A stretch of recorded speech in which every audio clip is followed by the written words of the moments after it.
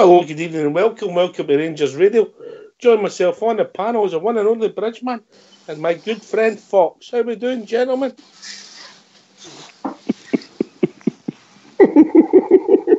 How we doing, Bridge? Oh, can I just say good evening? A big good evening to you guys in the panel. Huge good evening to you guys in the lobby. And a massive good evening to all the Rangers fans all over the world. Good evening and welcome to Rangers Radio. How we doing, Fox, Mall Mucker? Oh, we seem to have lost him. Well, he's not there. He'll be back in a minute, Bridge. I don't know. Well, he's left one door. We'll be joined in another door by Rudy Bear. How we doing, Rudy? Hi, how are you, Doc? You can the Bridgeman and Fox as well. Well, he deserved that, Rudy, didn't he? He certainly did, mate. I was having a week ago. Well done, Ox. I wouldn't want to get the wrong side of you, mate. It's a cheeky use me. He makes it out that I'm the badging, but in reality, it's him. He's a... I have to admit, that was well done. I had to go on mute again there. I was like, sworn and laughing. Very funny, very funny. By the way, he'll be raging at you. Raging. Anyway, Bridgeman, don't let you say it, but is it Mum at Ibrox sellout? Massive game. Well, Fox at Oxford, we must have some support because, the place is absolutely bouncing. It's sellout after sellout, or close to it. Around about the 49 plus every home, just about every home game. It's just fantastic. And it's wonderful to go there and see the place alive the way it is, It's just great. And yes, as you say, the reason for it is it's another massive game involving the Rangers. Massive game. Wow. Well, I don't want to mention mollicating and pumping, Rudy, but... Not yet. I think it's a game we should win the game and keep going for the next.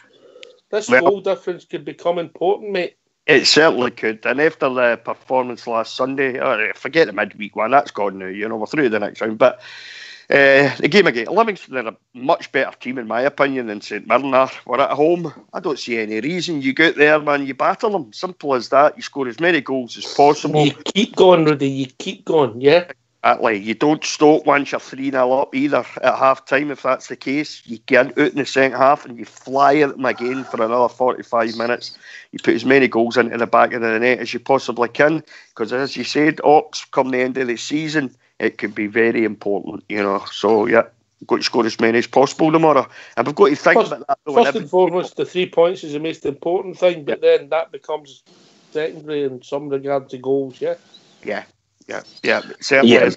You get 3-0.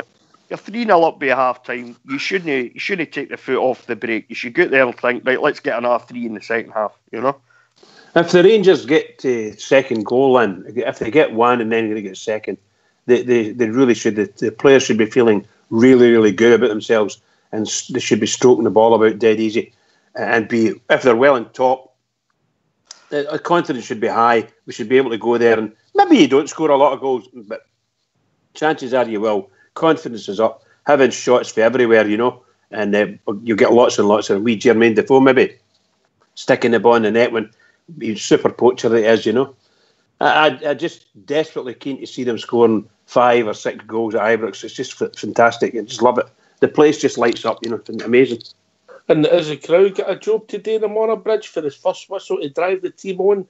Think about 5 weeks tomorrow when we played our last home game in the league. Yeah. How important the crowd were. The crowd. Yeah. Every game's a big game now. It feels as if it feels as if it's months away since the last time we saw our team in a real good game. So tomorrow, yes, I agree with you. The crowd, if the crowd can get up for it and drive them on, just keep driving them on and give them as much support as you can, and they should be able to respond to that, and that will just make potentially St Mirren maybe just melt away a wee bit, because the crowd is always good, certainly positive for us. Providing we're not playing crap, just go out there and play football, relax and have a really good game of football. At the end of the day, you're playing bottom of the league. Simple as that. Really, just changing the subject slightly away from the game. What about some of the calls we had last night? First time calls, people phoning in for Brisbane. It's unbelievable, isn't it? Fantastic, eh? That's what the platform's all about as well, Ox, isn't it? Getting as many bears involved as possible for anywhere in the world, and to get the kind of calls, for the other side of the world, it's just brilliant. Absolutely brilliant. I had a wee listen back this afternoon. Thought it was amazing. Thoroughly enjoyed it. I had a couple of hours spare the day. Thought I'd sit down and have a wee listen. Absolutely fantastic. And hopefully that continues into the future, Ox, because, as I said, this is what the platform's all about. Get on, pick a phone up, get on Skype, whatever the case might be. Probably Skype will be your best option. And come on the show and let us know what your views are about the famous Glasgow Rangers. Brilliant. Simple, Bridget. Absolutely, bud. Absolutely. I thoroughly enjoyed them. They're a breath of fresh air. And it's good to hear really good callers as well, like Cushy. Cushy being very good and he's got great wisdom about the game. It's marvellous to listen to. It really is. You can sit back and listen to some of the conversations and it really gets you going for the game, Marvellous. I mean, we've got types on here with intelligent guys like Cushy, and then you'll get my mate Travel Rug, That's no fair in Travel Rug. He'll be on shortly. He will be. That's shocker. Oh my goodness gracious! What am I going to do? It's great that everybody's got opinions to offer the Ox, isn't it? And we don't always agree with each other. It's funny, Rudy, how two people can watch the same thing and you can come up with sometimes. I'm thinking he was rubbish, and you're saying I think he was man of the match. Aye, it's funny, we see the game we all see the game differently, don't we? There's things maybe in the game that we all agree on, but then there's somebody, I'll have somebody as man of the match, you'll have somebody completely different. Like my man of the match, like against the dark side, was Ryan Kent. Yours was Scott Arfield, I think, wasn't it? So aye, but look, that's what this platform's all about. It's about opinions, as you keep saying, Ox, and there's plenty of them for the Bears. And most of them are good opinions, in my opinion, anyway. Yeah. So, if people want to join us and gain an opinion on tomorrow's match, what's the number, Bridge? The number's 0141 356 1972. Where else can they join us, Rudy? They can join us on Skype at rangersradio.online. We'll be brought into the call by Old School Blue and Fox. I think Fox is with us, isn't he? Looks like he is. Evening, Fox. Oh no, he's not with us. All right, okay.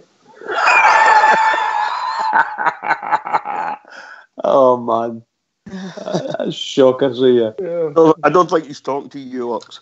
Oh well, it might be the difference between roast potatoes and Hasselbank potatoes. Hasselbank, yeah.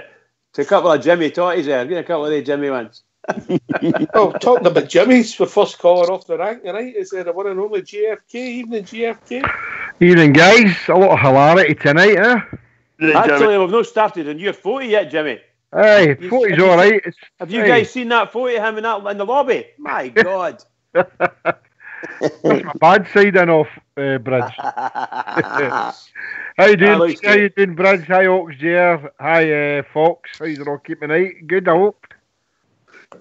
I don't need to see his photo. I've seen him live. That's enough. Hey. Can airbrush photos? I know, Ox JR. When you one scene never forgotten, mate. Anyway, before just like to thank Big Stevie for the. Just like to thank Big Stevie for the drum. Paid me a wee visit tonight. Brought me a wee present, as you see. A wee Rangers bottle of vodka, 40 ouncer for my 40 ouncer Friday. Thanks very much, Stevie. He says he'll come in later on about 10 o'clock. Speak to you, Ox. I thought I heard them saying last night he was going to pass something, didn't he? Make sure he get to some of the boys. Did I make that up? Well, I don't know, but Ox share. Anyway, guys, can't wait till tomorrow. Home game, Ibrox, bursting at the seams. We should be doing this mob tomorrow, a 4 or 5 at Ibrox, and it's St Mirren.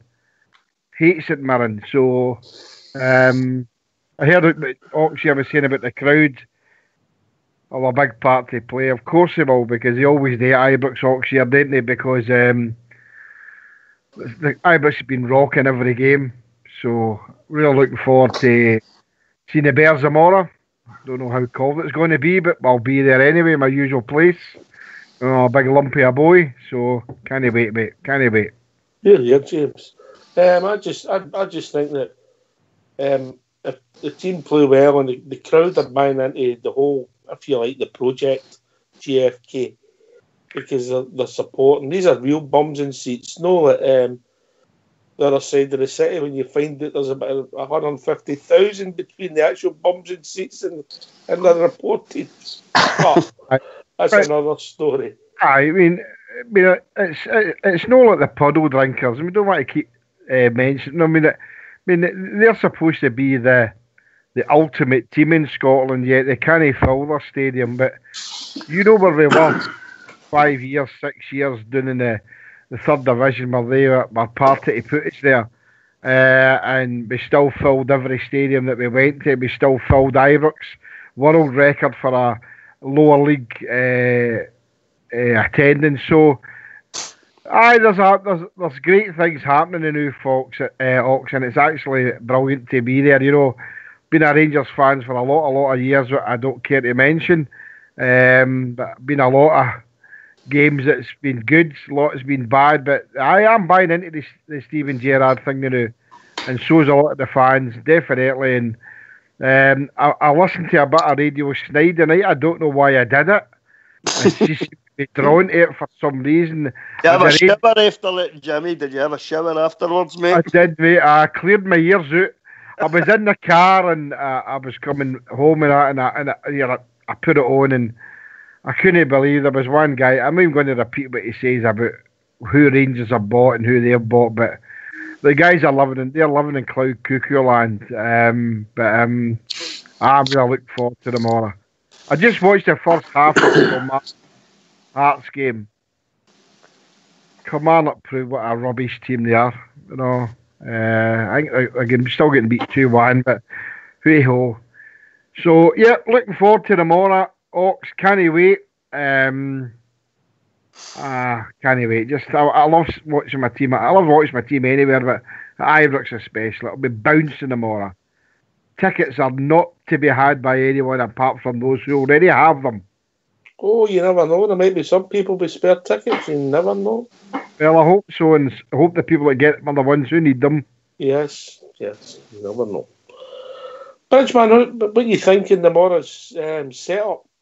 Oh boy, that's a $64,000 question, that one, isn't it? No, do you think it would make sense if we heard from the manager? Oh, it'd be brilliant, yes. Idea? You might get a wee idea what's going to happen. What do you think, Rudy? Have you made your mind up? They roasters. Next time you'll need to go for Hasselbank, I think. Aye, Rudy. The Hasselbanks are a bit more class, aren't they? You get the sauce in between the grooves, mate, you know what I mean? Oh, I know, I've had them before. They're magic, aren't they? You can't beat a nice wee plate of Hasselbacks with your Balmoral chicken. You know. It's Fox with us, yeah. I'm getting worried about him, Rudy. Like talking to you, Ox. Don't think he's talking to you. He's very easily upset, isn't he? Oh, he's a sensitive kind of guy, as Fox is, you know. He's sensitive. He's that sensitive, you think he's lighting these loafers, you know what I mean? Like, I've heard that for years. Lighting these loafers. Right, let's hear from Steven Gerrard, and we might get an idea of GFK what the team's going to be for tomorrow. Is that fair? Yeah, on you go. But then Fox might be with us. So, Stephen, you've got Glennon now rather than having to wait to the summer. How beneficial is that? I think it's a bonus for us. It's another excellent player who can join our squad and certainly makes us become stronger. Obviously, everyone knew we had the pre-contract in place, and even yesterday afternoon, I thought we were going to have to wait till the summer, and we were prepared to wait till the summer. But when I got the call last night, it was obviously a very nice phone call and a big bonus for myself. Is he eligible for tomorrow? Does he come into your thinking for tomorrow? Bearing in mind he's not played of late. I think he's eligible for tomorrow, but he hasn't done much over the last 3 weeks. He's had no game time and he hasn't really trained much, so we'll look after him tomorrow and we'll build him up to get him up to speed. But you could see today in training the quality is there to see. I love my midfield players who play with the head up, who look to pass forward and make things happen. And I like my midfielders to win the ball back and be aggressive. So we believe we can help Glenn to improve and grow and find the next level. But the coaches that he's had previous have done a fantastic job with him. What has your January business brought to you overall? Quality. Took the level up in training, took the quality of the squad up. It gives me better options, gives me the chance to do different things, and it's also gave me a big challenge as well, because obviously everyone's fighting for places. Again, tomorrow I'm going to have to disappoint a few people who won't make the 18, but that's all to benefit Rangers and the success of Rangers. It's very important that we have a squad of 23 people, a strong squad, and everyone's fighting for the same thing, and that's to win football games. I think there was a view, and I think it's one that the chairman himself has spoken about previously at the AGM, that there were some mistakes made with recruitment previously. What's your view of the business during the 2 windows you've been involved in? Do you get a sense that the club is putting the right building blocks in place? Well, I think what we're trying to do is try and find the right balance. We obviously need players that are ready now to deliver and perform to help us now get results. But also the recruitment's got one eye on the future as well, and trying to bring assets into the club who we can bring in for cheap, if you like, or on good deals, like Glenn, for example, and we can give them that platform to grow and perform, and they add value to the club. And we're delighted with this bit of business. And you can see the people we've brought in. We've brought players in that are ready now, i.e. your Jermaine Defoe's, your Stephen Davis's, who are going to help us right now. And we've also invested in players, for example, like your Katic, your Kamaras, who are young, who will grow and help us be successful as well. Glenn, what was the last few weeks like for you? Yeah, good. I guess just waiting. Hopefully this deal was able to be done, so I'm happy to be here. Yeah, what was it like yesterday? Were you listening, just waiting for your agent to call? Or? Yeah, pretty much just waiting and seeing if things would happen. So. Yeah, and what do you make of the move? I'm delighted to be here.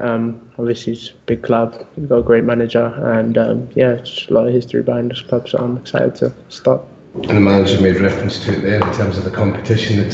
You'll have a fight in your hands, won't you? Yeah, definitely. That's only good, and it's only going to improve me and everyone around us, so I'm up for it.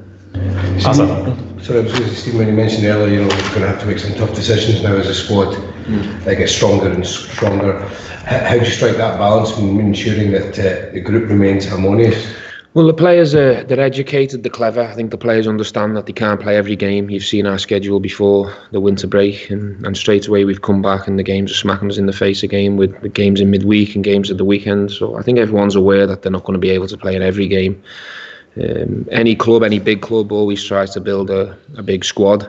Sometimes when you're taking out the 11, it's not necessarily because you've played bad or you're getting dropped. It's more with an eye on of us trying to think what's best for future games as well. So everyone's got to be prepared. We've looked across the squad and everyone's getting enough game time. There's a couple that could maybe argue they want some more chances, but they've got to work hard for them opportunities. That's the way it should be at a big club. Stephen, on the window, I know you said that no one would have been available for sale. Did you have any interest, concrete interest? For any of our players? We never know. Matt Polster was another player that you brought in later on in the window. What do you feel that he can offer you? Well, he's another one for the future. To get players of Matt's level in for nothing, for free, it's a no-brainer for us. It makes financial sense. He's another good player coming into the squad.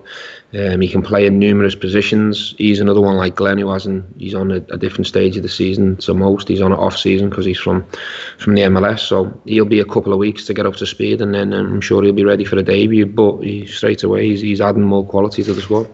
St Mirren tomorrow, what do you make of the challenge that they pose you? St Mirren? Yeah, organised team. I think they'll come with a game plan of obviously with a low to medium block, and they'll be organised. They'll work as hard as they can to obviously stay in the game, and they'll set us a challenge that we'll have to find a way to try and break them down and try and score.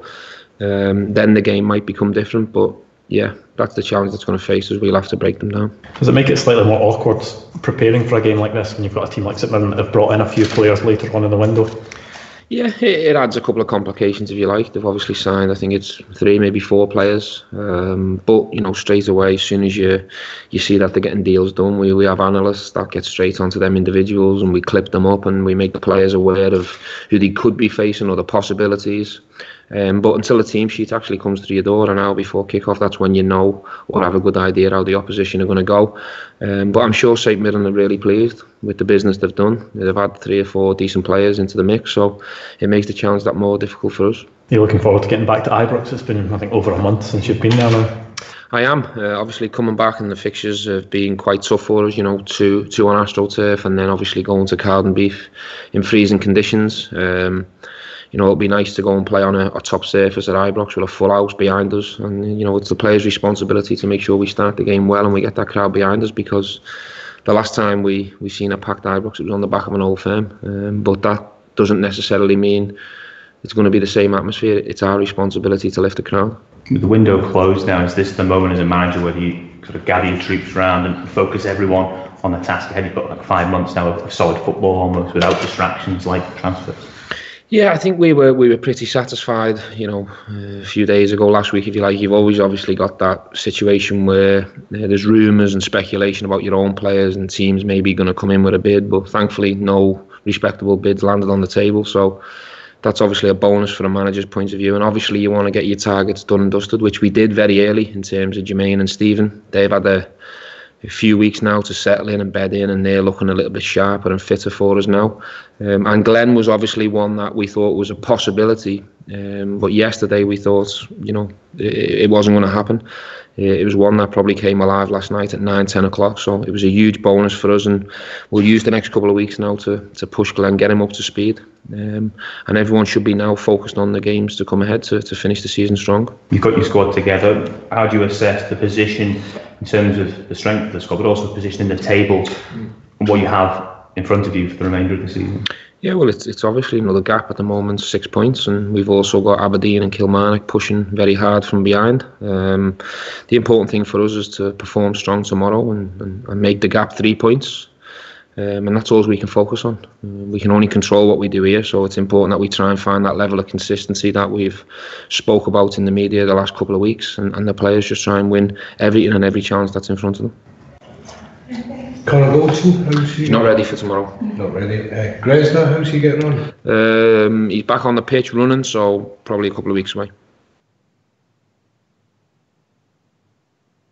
There we go. Are we all back? Aye. Yep.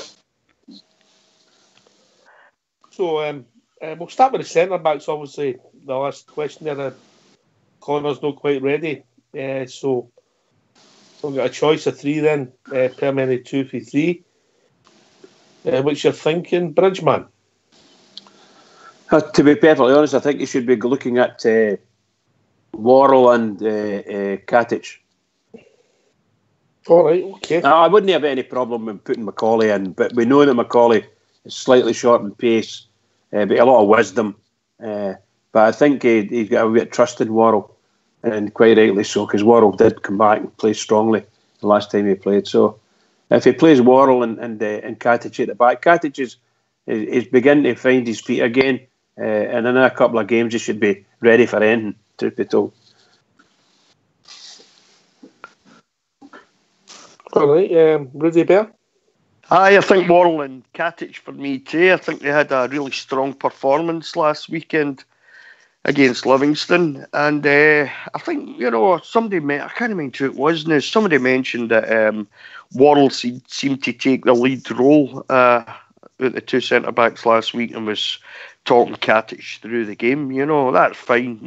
Regardless of who does it, somebody's got to do it. And if it's Worrell that's doing it and he's doing a decent job of it, that's fine then. That's okay with me. But I'd probably go with Worrell and Katic. I'm a wee bit disappointed in Macaulay's performance recently. I was expecting a bit more. I know he's sort of at the latter end of his career, but I kind of thought his experience would get him through games, and I'm not so sure that that's been the case recently with him, probably could still do a job for us, but I think you've got to go with the young players that's got maybe a wee bit of pace about them.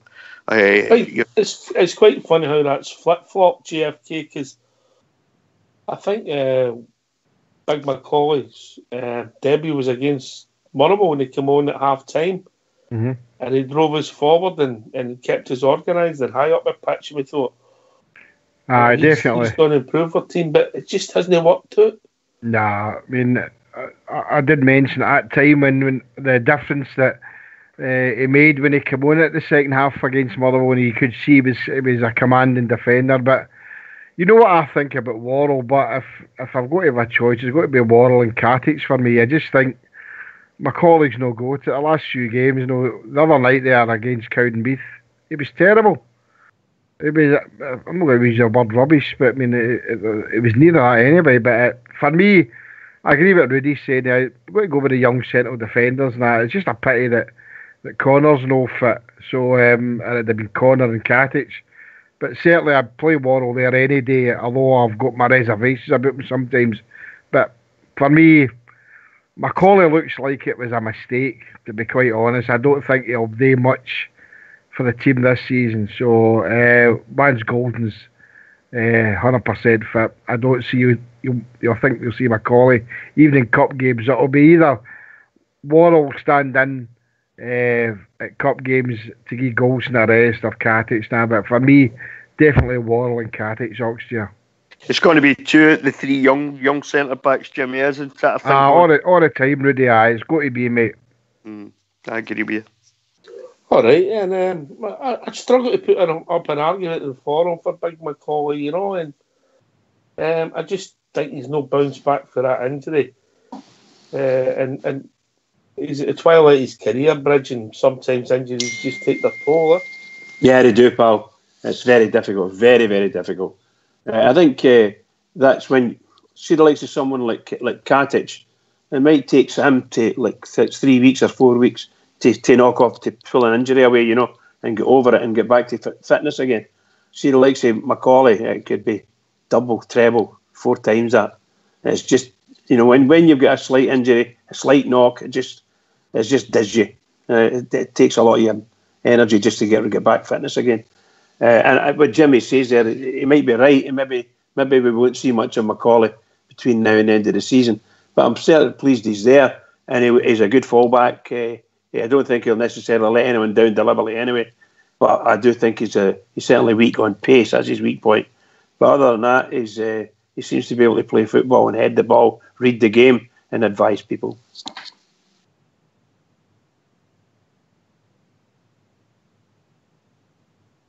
Mute there. I'd be interested to see if other people think. So people want to join us. What's the number, Bridge? The number's 0141 356 1972. Or join us at Skype at rangersradio.online. Well, you'll be brought into the call by the one and only Fox.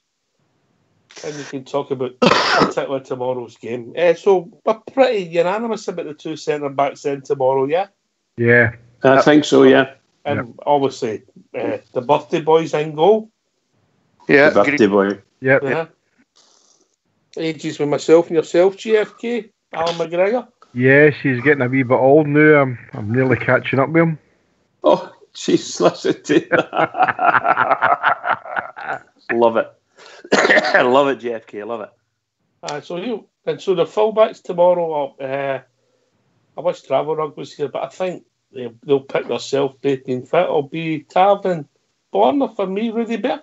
It's got to be Flanagan. I thought, it was awful. I thought during the week, especially in that second half, you know. And I think, you know, it'd been the opinion that he was being played on the wrong side. If he played him on his correct side, you know, on the right side, we'd see a different Flanagan.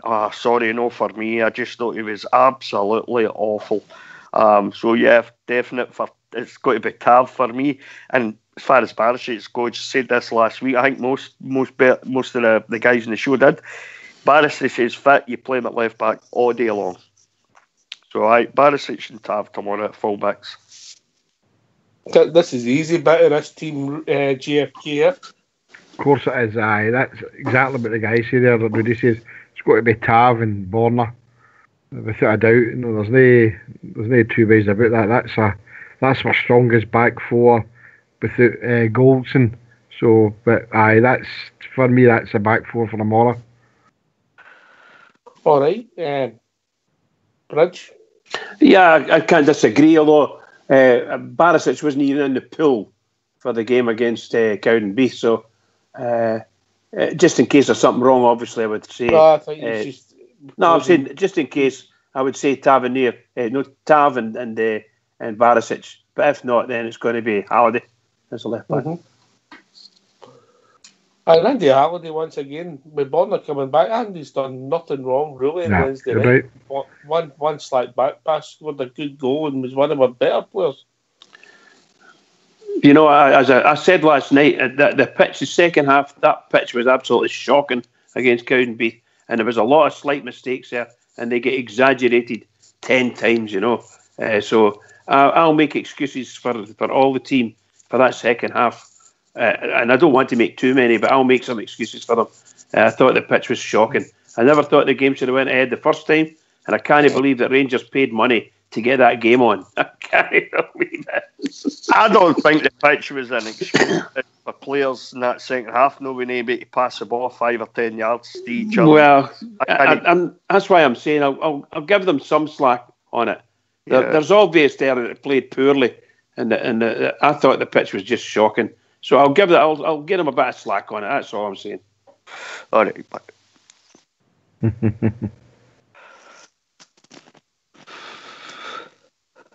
I think we could say it was different from what we usually pull on, Rudy. You know, that's all we could say. It's not an excuse. It's just different. Yeah.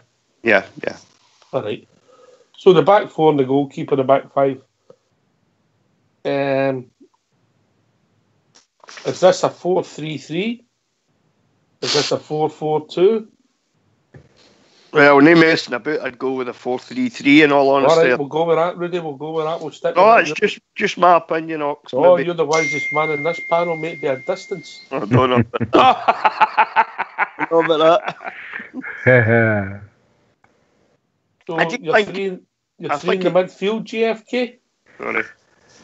Well, we're going to play McCrory tomorrow, and then I'm stuck between Arfield and Davis. Definitely have Jack on the left.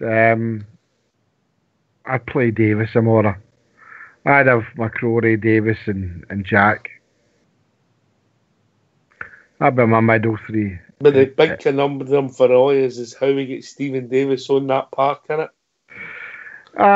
Because we all know what Stephen Davis can do, Oxshare, you know, and we know that. I mean, he's no there by default. He knows what Rangers are all about, and he's played in the Scottish football for a while before. So I know, and I love him to bits. I think he's a cracking player. It was sad to see him go, but he left under good circumstances, we know. But Scott Arfield's no done anything wrong to be dropped, but I want to see Davis in there, and I certainly want to see young Ross in there, Ross McCrory, and I'd put Davis in before Arfield, mate. Bridgeman, and is Fox with us before we go to Bridge? Fox, you with us? No. Body swim. But listen to that, I am not. I am not. Oh, yes, there he is. I knew he'd turn. How are we doing, Fox? Evening, mate. I'm very busy, mate. I'm very busy. I'd like all right, to join still you, but twiddling your knobs? Well, hopefully. All right. Okay, mate. Once you're ready, you come and join us. You know you'll be made more than welcome.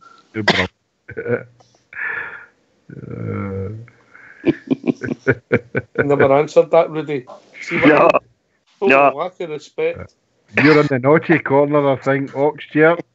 Nothing new there. Aye, well, that's true, aye. Nothing new there. So, GFK's went with a mixture of, a real mixture of youth and experience there. McCrory's sitting, and then in front of him, Creighton, Jack and Davis. Do we need a sitter tomorrow, Rudy Bear? I don't know. I just think, depending on how the game's going, I sometimes feel like we could lose a goal, you know.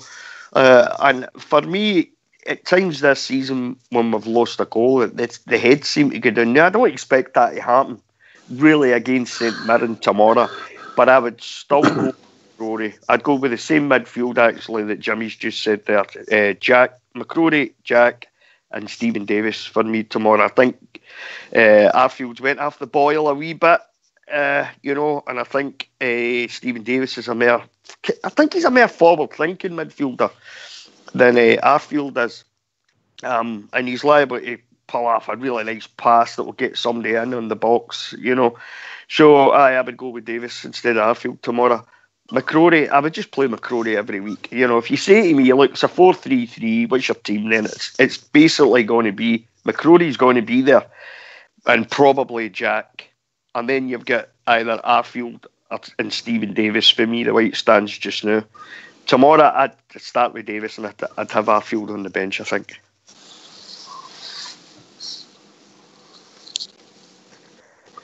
What will be a good Selfridge? I would have to say I would start off with the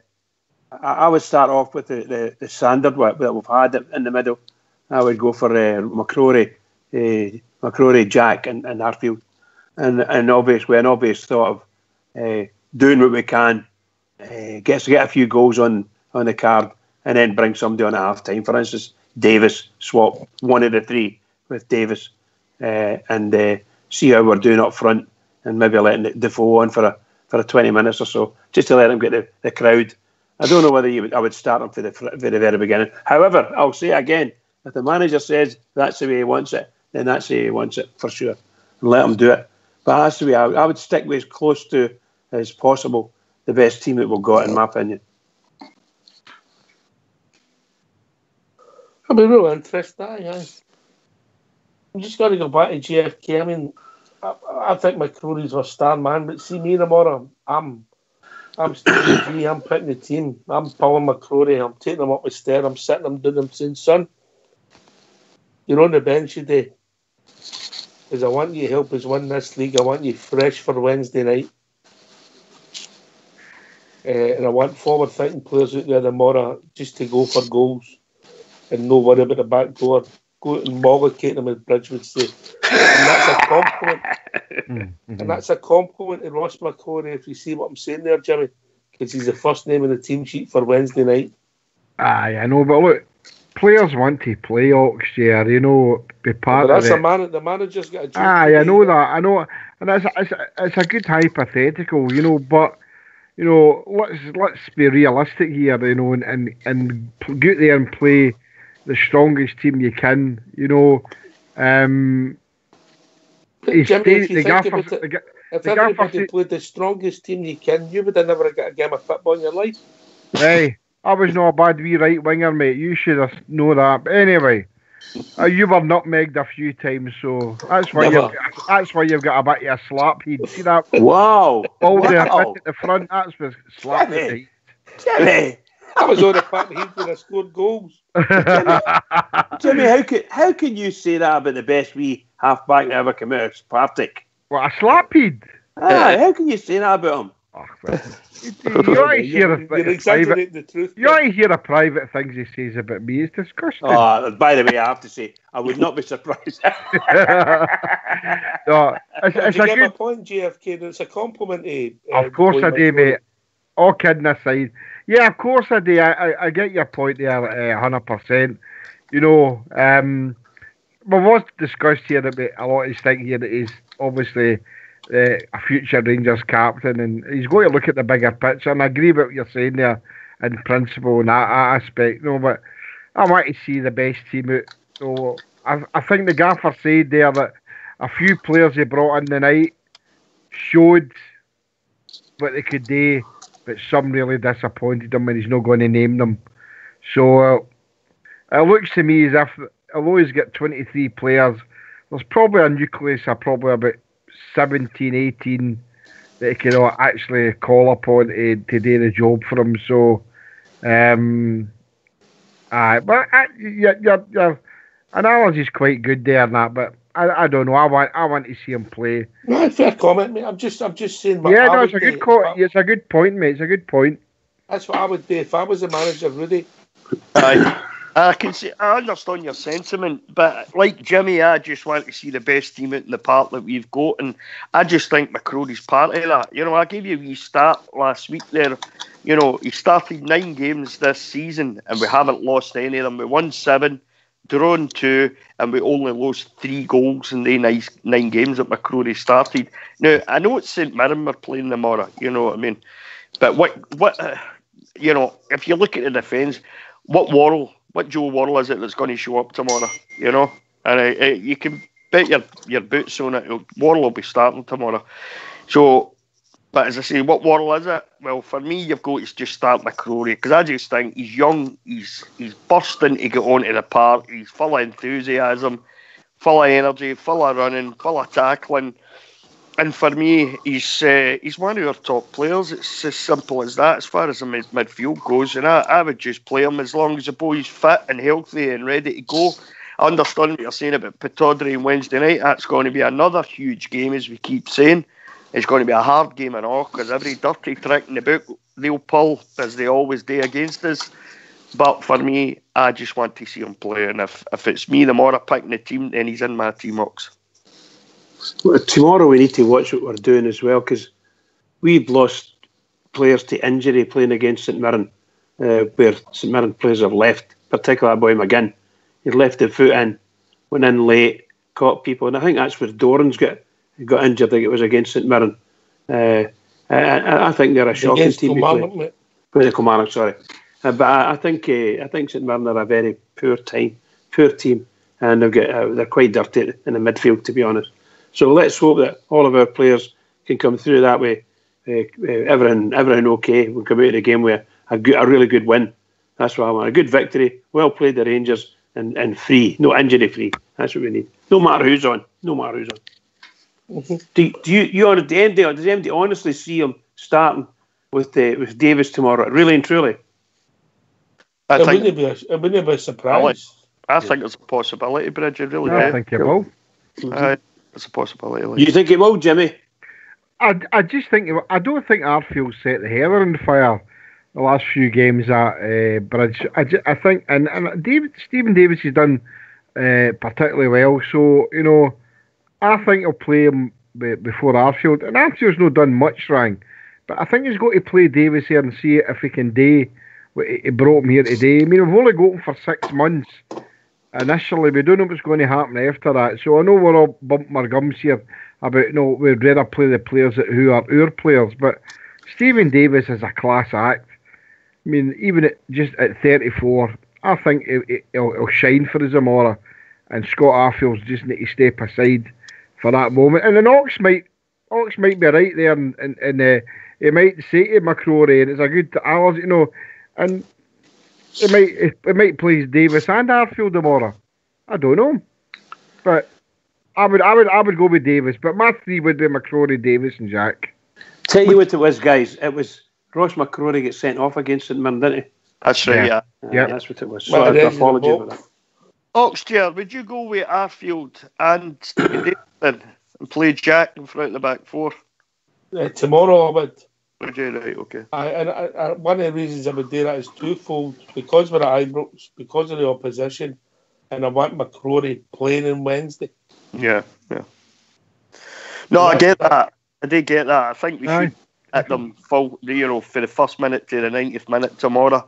They're the team sitting at the bottom of the league, so we should go out there and give them a good battering if possible, and as you say, score as many as possible. So if you put Arfield and Stephen Davis on there, you've got two forward-thinking midfielders on there, haven't you? And you've got Ryan Jack sitting in the middle, can get back in front of the back four when needed. So I see where you're coming from. At the moment, I just can't see by young McCrory just now. No, but what? I'm paying him the biggest compliment. I get that, bud. Yeah, I really get that. If that makes sense, I'm saying. By the way, mate, you're playing Wednesday night. Aye, I get that. Cause that's going to be one really tough game up there.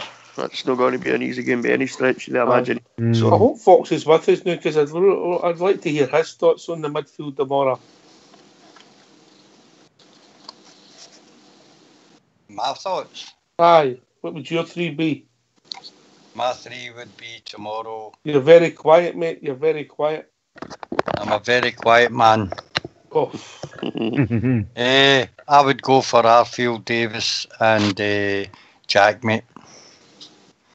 Is your rationale the same as mine about Wednesday night as well? I think there's plenty of games for Ross McCrory during the season, especially when we travel away and go to keep it tight at the back. I think what we need tomorrow is as much creativity as we possibly can put on the park. That's why I think Stephen Davis will come in. Obviously, it'll be a backs to the wall game coming for St Mirren, and I think we'll need the kind of craft that Steve Davis has got to maybe help break down a packed defence. Once we get the first goal, I think, and St Mirren have to maybe come out a wee bit, I think we'll just murder them, as Bridge would say. This is a great chance tomorrow to reduce the goal difference, and I hope we take it. Yeah, well, I agree with you there. I think we know how low in the league that team is, and we know how frail our team can be. But we need it obviously with a huge fan base behind us, stadium jumping. They've just got to lift themselves up and just go out there and just run non-stop for 90 minutes and kill them. Just mollocate them, and that's all you need to do. Score about 5 or 6 goals, let some boys on at half time, let people get some good time on. I mean, Davis isn't he? Well, did they come on against for the friendly? Did Davis get a wee shot in the friendly? Aye. Against the so at least Davis knows about the new Ibrox pitch. Defoe as well, but in a competitive game with a huge crowd, then let them in, get maybe 20 minutes each at the end or something like that. You know, that's the way I'd like to do it. But unfortunately, we've got a good manager. You haven't mentioned that whether that boy would play. You know, the boy we just brought in, based on the way the manager was speaking. Yeah, he'll not play. You don't think he'll play for 3 right, weeks? okay. He'll not play, mate. He'll not play. It wouldn't surprise me. Maybe Kilmarnock in the Cup might be the first time we'll see him. Maybe on the bench. He might appear on the bench maybe at some point. Yeah. I don't think he'll play tomorrow. Look, I don't know how much. Does anybody get any idea how much we paid for that? One story said it was a 45,000. Seemingly the figure that's been banned is about 45,000, but right. I don't know. That seems to be the thing. But I know somebody mentioned it on Follow that there was a number of prices that we paid, and one of them said for I think it was a Scottish Sun said that apparently they'd said it was 100,000. Well, if we paid 100,000 to that mob out there, we must be crazy. I'm happy to see the boy join Rangers, obviously, but if we don't need him, then I don't know why we paid money for him. If we don't need him to the start of next season, I don't know why we paid money for him. But hey ho, Jimmy, the way I look at it now, Jimmy, is it was going to be a summer signing for us. That's basically what it was. Aye. We've now paid money for him, and he's our player, and he needs to get on and be available to the manager. So that might take, I don't know, 2 weeks, 3 weeks, 4 weeks. I don't know how long he's not played. And the manager never mentioned. He just said he hasn't played for a wee while. So they need to make sure he's fit and so on and so forth. Well, looking at the current squad we've got, I think at this moment in time, he's only a squad player. Yeah, okay. I mean, it probably wouldn't even been my first 16. Is that right? No, I would look at it. He's a decent player, but I wouldn't think he'd be my first 16. Definitely no.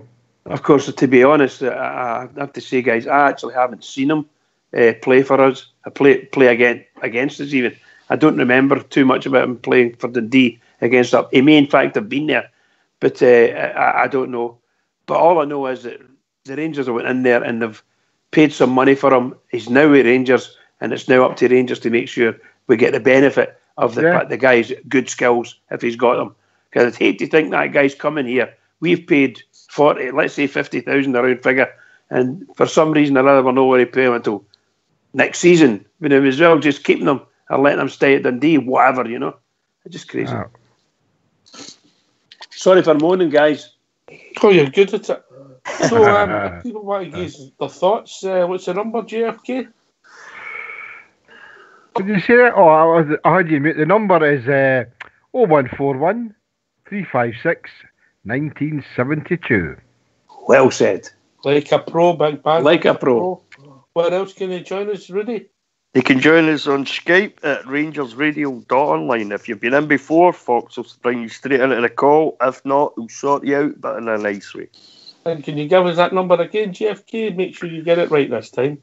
0141 356 1972. And you got it right the first time as well, mate. There you go. 2 out of 2. Oh, he's got it in for you tonight, by the way. Of course he has. It's his turn. Oh, Stevie told me. I heard all about it. He was talking at school today. Oh, was he? Oh, your name. Oh, many times. Mud. Sticking up for Fox. His name's Mud. Aye. I've got a sweary name, but I'm not going to say Oh, it. no. No, Not in this show. I would never swear. No. This is 40 ounce of Friday, Jimmy. Have you had a drink tonight yet? I've had 2 halves tonight. I was driving a lot today, so I've only had a couple of halves, so I'm quite placid. Uh-huh. All right. I'm no slurring or my medication's kicked in right enough. Is the missus looking after you? Is she making you tea and things Oh, like she's working. She's no into about 10:30, quarter to That's 11. how he's having 2 halves. She'll come in and be sitting with a coffee cup. Oh, how are we doing, sweetheart? a You know me, speakeasy? Ox, A speakeasy. It's only coffee, darling. Oh, I'm having a wee bicky, darling. Rudy Bear, any comment on that? No, none at all. I'm doing exactly the same myself. Cowards. Joined by Blue Shadow. Evening Blue, what's your thoughts on the midfield, mate? Just interesting to see was one thing that stuck out to me was it no Davis, Jack, and who's the other one that played that Bridge and Fox were on about a minute ago, and Arfield.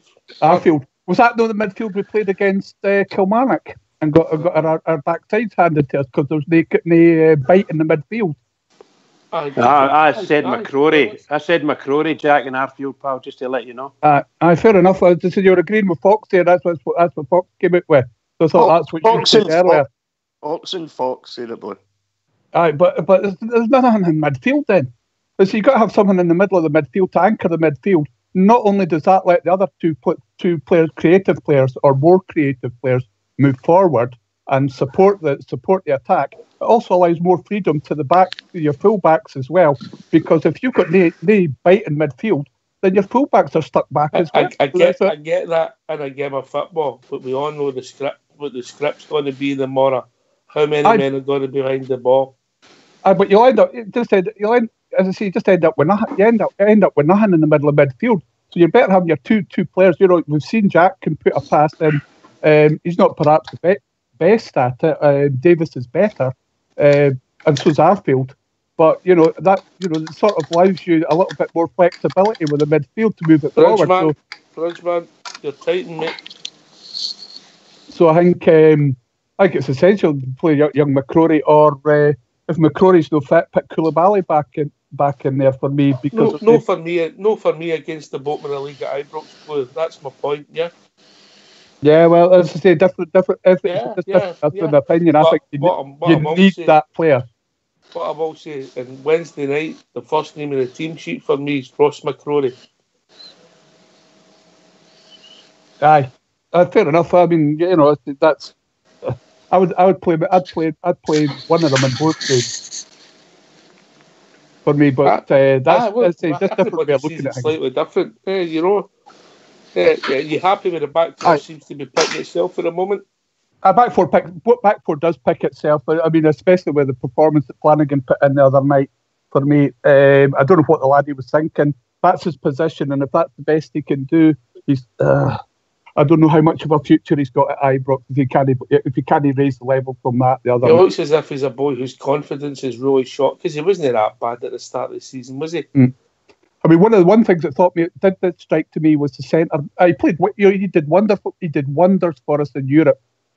Playing out of position, playing in left back. Can he not catch up at all? But whether it's confidence or whatever, we can't have somebody coming on at that level. But I did notice with Worrell as well, he was vastly improved last time out against Livingston, and he was far more concentrated. He was, just doing the job that he's supposed to be doing. So I hope that it's made clear to him we want that same level and not go back to the trying to think that he can do that just because it's the bottom of the league. You can do the game at 70% for me, which we got out of him before, because I didn't ever want to see that again from the laddie. I think sometimes he thinks it's too easy, in my opinion.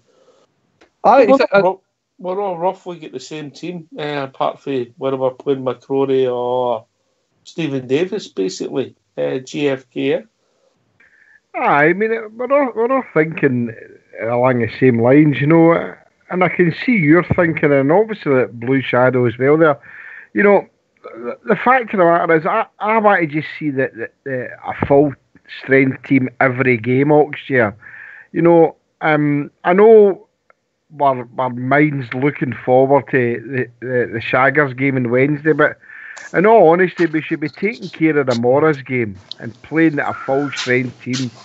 See what comes out of it first half. See if we can manage to put a few in the net and then try and change it about a wee bit then. But for me, we need to go out and destroy St Mirren tomorrow and then think about the Shaggers after that. You know, I don't want to tinker too much with the teams. I don't think he will do, and saying that, he might do. You know what he's been doing the last few games. The Cowdenbeath games are shock days all, especially myself. But I would still like him to have McCrory, Davis and Jack in the middle there, and going forward for Wednesday. So I'm kind of stuck on that. That's fair enough. Look, I'm not saying I'll be upset if that's the midfield tomorrow. I'm only giving you a point of view, yeah? Yeah, you're right, mate. I'm with Jimmy Ox. I think you play the strongest team tomorrow, which includes McCrory, Jack, and either Arfield or Davis. You get to half time. If you're 3-0 up by half time, then you think about making a couple of changes. But I think first and foremost, you win the game. That's going to be uppermost in your mind, is winning the game. You know. So for me, I just think you go with your strongest team, get to half time. If you're battered a few in or you're 3-0 up at half time, then you look at making a couple of changes, you know. We've been joined by caller. Rudy, I'm going to take your call, mate. Then we've got a good evening, caller. What's happening, buddy? Who is it, mate? Stephen Fairshire. How we doing, Stevie? Nice to speak to you again, mate. How's things? I know bad, yourself. What's on your mind, mate, before we go to a tune? I was listening to you about the midfield. To me, I think he'll pick Arfield, Davis, and what do you call him? I think he'll lay McCrory out. To be honest with you, I think McCrory's maybe a sitting midfielder, and I don't think we need to do that against St Mirren. I think we need to get this goal difference right down, Ken. I get your point, mate. But the reason I've got McCrory is twofold. I want him fresh. I want him raw meat for Wednesday. And that's what I'm thinking. That's what I think they'll do. The other boys are just a wee bit more football player. But I'm paying Ross McCrory a compliment when I'm leaning about the team in some respects for Wednesday, you know. Aye. Listen, Stevie, just get yourself in mute. We're going to have a tune and we'll be right back to you, mate, all right? Right, I'll get the pizza on, no bother. All right, Stevie boy. Get yourself in mute, lads. We'll have a tune for your Fox. How many years ago, my boys, I left the Glasgow town. I followed the pull of the Yankee land and here settled down. Although I meant no Bridgeton Cross and my friends so near and dear, but I would give if I could have the Rangers over here. Singing Tack of California where the sun shines all the year. Singing Bama about your Broadway light so clear. But it would fill my heart with gladness, it would fill my heart with cheer, if we only had the Rangers over here. For they're the finest team in all the land, and I'm sure that you'll agree. To see them win is something grand, it's part of history. For the boys who fear no noise, my lads, and I mean this quite sincere. What I would give if I could have the Rangers over here. Singing Buck of California where the sun shines all the year. Singing Bama about your Broadway life so clear. But it would fill my heart with gladness, it would fill my heart with cheer, if we only had the Rangers over here.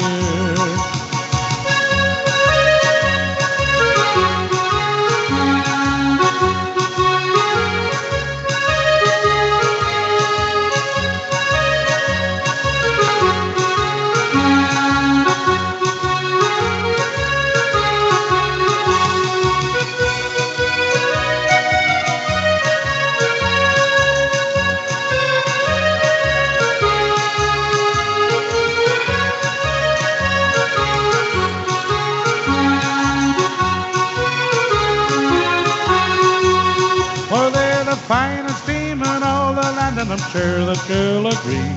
To see them win is something grand, it's part of history. For the boys who fear no noise, my lads, and I'm in the quite sincere. What I would give if I could have the Rangers over here. You can talk of California where the sun shines all the year. You can bomb my battered road where life's so clear. But it would fill my heart with sadness, it would fill my heart with cheer. If we only had the Rangers over here. If we only had the Rangers over here. If we only had the Rangers over here.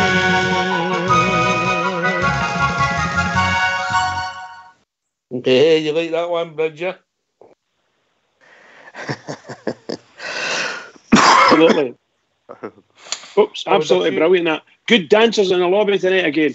Always good dancers in the lobby. Stevie, yeah, asking first of all, what's on the base of the pizza? Pepperoni, buddy, that's that, and spicy mince. What sauce first? You must what kind of sauce? Oh, tomato.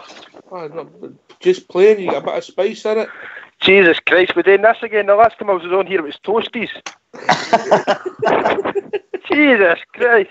You've got to do your homework before you come on. What's that? That's it. Got to stuff your face, ain't you?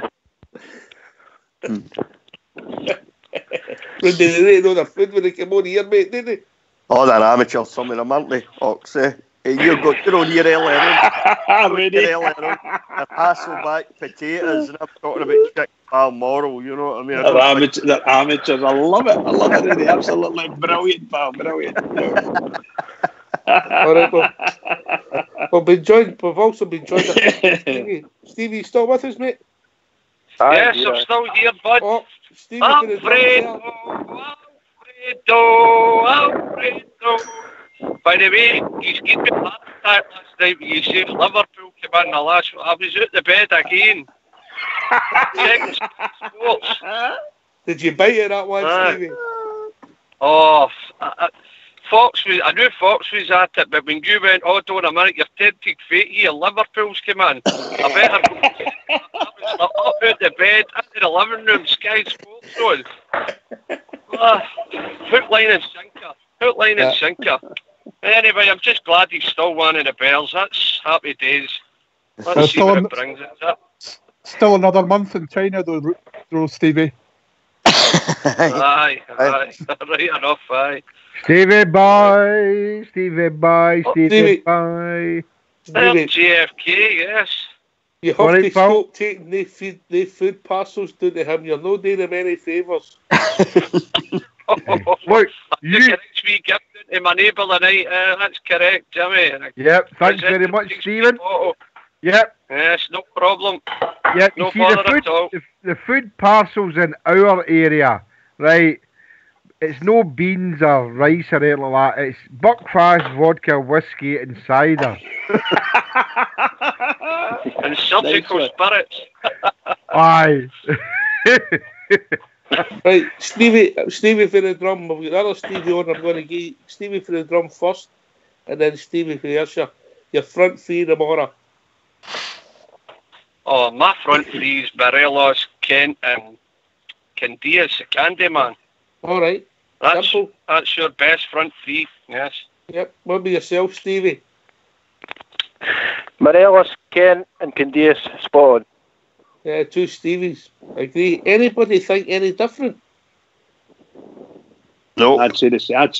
I would say the same thing. I can't see how you can pick anybody ahead of these three. Honestly, Stevie says best front three at the club right now. The phone's got Ernie Stripes. I'm just disappointed we never brought Joe Doodoo back.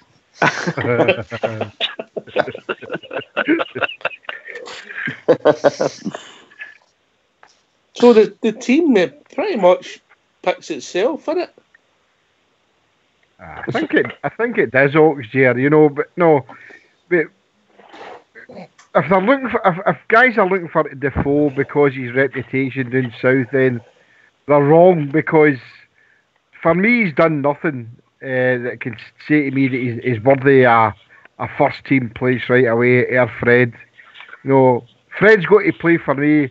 I'm disappointed he didn't play him in Wednesday, because if he maybe had banged in a few goals, he's a totally different player for what Defoe is. Defoe doesn't go looking for the ball and doesn't harass or harangue any defenders and all that. And the way he runs with, no, for me, Defoe's got a lot of things to do before he even becomes a Rangers player, to be quite honest. So I'm not going to say the gaffer's made a mistake by bringing him in, but for me, bench the new.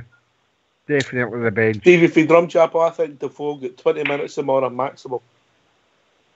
I agree, I agree with Jimmy. I think he's got to earn his salt like anybody else, and Stevie Davis.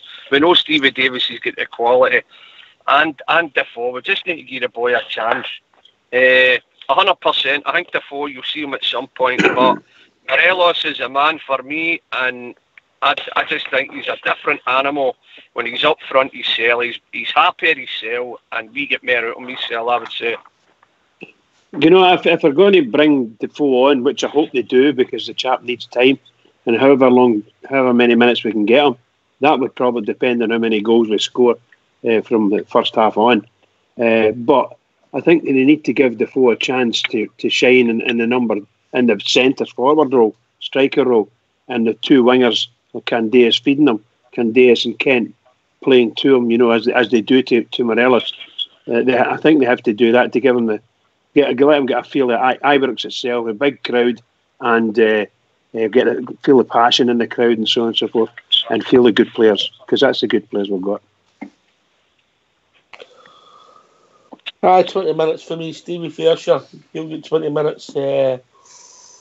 Obviously, Grezda's no fit yet. Who else would we bring on to freshen it up? Middleton, big laugh. Middleton's quite good to bring on towards the end once teams start to tire. I'd agree with you there. Lafferty, I'm just no digging him. I don't think he's been the same player if he's come back. I think he looked better at Hearts, in all honesty. He's waiting for this George. He's waiting for the daffodils to come out, and he's got to drive his own to 55. He's saving it all. Maybe you're right there. Rudy, what's your thinking? Morelos all day long for me. Defoe's a different type of player from Morelos. Defoe's a poacher. You know, you had to get loads of balls into the box and set up good chances for Defoe. And I don't doubt, you know, he'll score goals. It's what he's done all his career. But for me, for the work rate that you get off me, Alfredo, I'd have him up there all day. If it means playing him on and you bring Defoe in maybe 20 minutes to go. If they're 3-0 up, you know, you stick Defoe and get some minutes into him, see if he can get a goal. But Alfredo, he holds the ball up well, he brings other players into it, you know, he's an absolute animal. He just works his socks off, you know, and he turns defenders really well. He's brilliant at it, actually, you know. So it's got to be Alfredo all day long, unfortunately. As Jimmy says, Jermaine Defoe's just going to have to work his way into the team. He's going to have to work to become part of the first team on a regular basis, you know. But as long as Alfredo's there, I don't really see Defoe doing that, to be honest with you. And I'd much rather see Alfredo up there in a 4-3-3 on his own, because I think he works better. I don't really think he's that keen, Alfredo, on having Jermaine Defoe or anybody else for that matter up with him in a 2 up front like a 4-4-2. I don't think that's Alfredo's game. He doesn't like that. I think he's that used to playing up there on his own. And he's got the work rate, he's got the energy, he's got the, you know, he's got everything that needed that you want your a centre forward to have to play up there on their own. Alfredo's got it all, so he has. And he scored 21 goals this season, top goal scorer in Scotland, and he does that because he's good at what he does, you know. So all day long, but certainly bring the. You know, for me, he might be the best centre in the country at the moment, but if he's no, he's definitely the most improved GFK. Aye, definitely, mate. Aye, you can't take it away from him. You know, his goal scoring record this season has been fantastic. So he's up there with the best that we've had for a while. Would I have dropped on Wednesday? I keep saying no. I wouldn't have. I play him every game. And I think that come the end of the season there will be a few suitors in for him who will be wanting to pay big bucks for him, but I'm hopeful he's going to score 30 plus this season. He can't play up front with anybody. He's got to play up there himself. I agree with what Rudy said. I think my boss saw that. He's that type of player. He likes that way he's got to play. That's his forte. So, for me, play him up front every game, no matter who we're playing. Strongest team all the time. The gaffer surely learned that. I know it was Cowdenbeath, but he surely learned that Fred should have been on the park for the start. We might have scored maybe 5 or 6, maybe even 7 or 8. Can I come in? Which Stevie G would tell you, Stevie for the drum, is that he got it right. We came away with Cowdenbeath. We won the injuries. That's all he's looking for, a tricky ground, a tricky Tyler Hart. Ox, we went up there, professional, 3-0 up at half time. Game's done. Let's be honest, the game's done. We came out, well, it was a dodgy penalty decision. We should have had a couple of penalties ourselves. The team that we put out were capable of beating them. I mean, before a ball was kicked, if we were asked for 3-1, we would have all took it. 3-1, down the road, we're in the next round. So I think you got it right. Stevie, I have to say to you, when you mentioned the decisions about the penalties, particularly the handball one, the referee, he couldn't have seen that, or he must have thought it was, innocuous. But there's absolutely no way that was innocuous. That was a handball in the box. 100 times out of 100 should be a penalty kick. And I hope the compliance officer wakes up and gives that boy a red card, a 2-game ban for deliberate handball in the box. That's what I want to see. I don't know what happened, of course. Coming in there, Fox? Who's coming in? Oh, it was Stevie. It was me, Ox. I was just going to say, you're talking about the referees there, I just think our team has been getting refereed at a different level for a long time now. And it sticks out that much, we're absolutely refereed at a different level for other teams. If that's not a handball, what is? No, that's the bottom line. And we know that referee, they're all quick to get into their pockets with the Rangers player to any tackles. But just refereed at a different level, and that there's no taking that away. That's just how I feel. Stevie, just look at the offsides for the other night. Jermaine Defoe. I mean, how that linesman could have flagged him as offside is just laughable. I mean, you're standing there, you're looking along there, you're supposed to be professional, and you're flagging him for offside when he's about a yard onside. You know what I mean? It's ludicrous, actually, for a linesman to do that. I think even one of them, Craig Thompson, actually overruled his offside and saying, "Oh no, he's no offside." It's laughable. I mean, the standard of referee is pathetic. And you can talk about this every week, but it's not going to change, Stevie, unfortunately. It does, man. No, it's not. It's not going to change. You're totally right, Rudy. It's not going to change. And this is where we need to bar it into our players.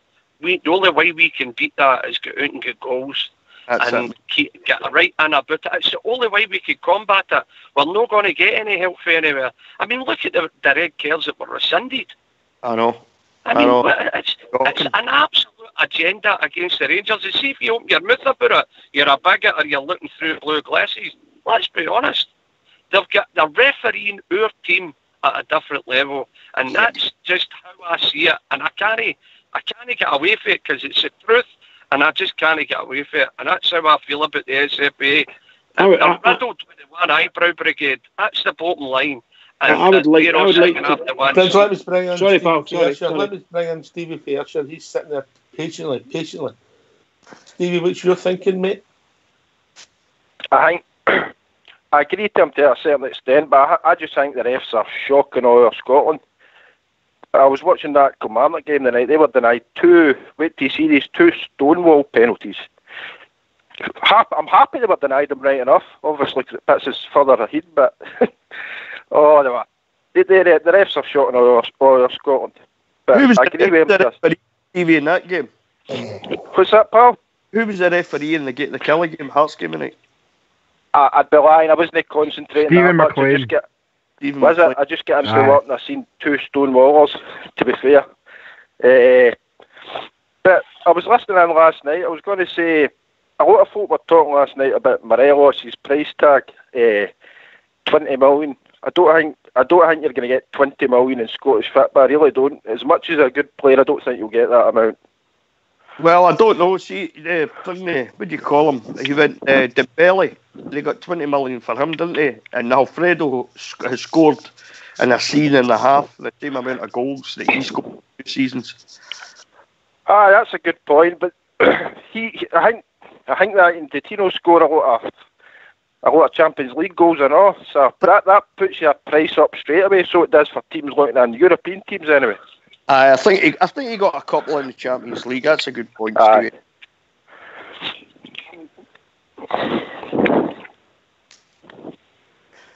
Personally, I'd put a price tag of 50 million on Alfredo if it was up to me, Stevie. You know what I'm saying? You're quite right. Was that 5-0? 50 million. Listen, money's went crazy in football now, so you never know. When we walked up Centenary stand before it was the governing Sandy Jardine, it was before it was spaces, it was just benches, you know, things evolve all the time. You know, speaking about evolving.